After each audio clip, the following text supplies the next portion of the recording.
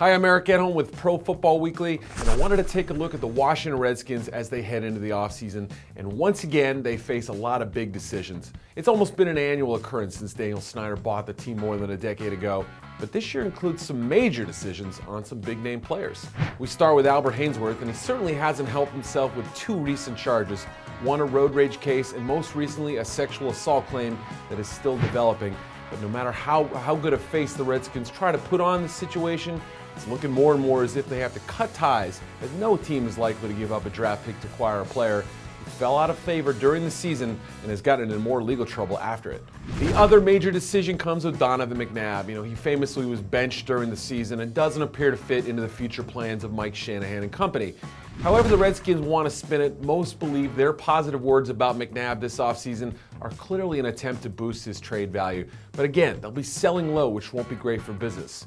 So as we look at the Redskins, we see problems. Not only do they lack the proper pieces to run a 3-4 defense on one side of the ball, but they lack a franchise quarterback and have questions at almost every other offensive position too.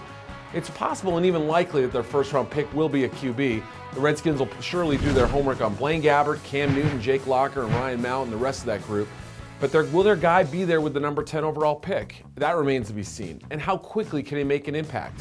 The offensive line needs help at most spots, running back remains in flux, and there are a lack of offensive producers at receiver with Santana Moss's contract being voided. Of course, we mentioned the defense. The Redskins try to run that 3-4 with no true nose tackle, only one established pass rusher, and some so-so parts at defensive end. All three of those remain needs, although signing Shaun Rogers could fill a big void at nose tackle if they choose to do that. The inside linebackers, they can live with who they have there. The secondary should be fine if LaRon Landry comes back from shoulder surgery, but Carlos Rogers is a free agent they've got to make a decision on. The special teams had some high highs, but also some very low lows, so that's also an area they've got to improve on. Look, that's a lot to tackle in one offseason. And once more, they'll go into a draft with less than a full till full of picks. They lack third and fourth rounders from the McNabb and Jamal Brown trades, and probably will have to lean heavily on free agency and trades, as they often do, to fill their needs. That's going to give Snyder plenty of incentive to help to get a new CBA done on time, because without free agency intact, the Redskins could be left with a lot of needs. Keep checking back to ProFootballWeekly.com and be sure to follow us on Twitter.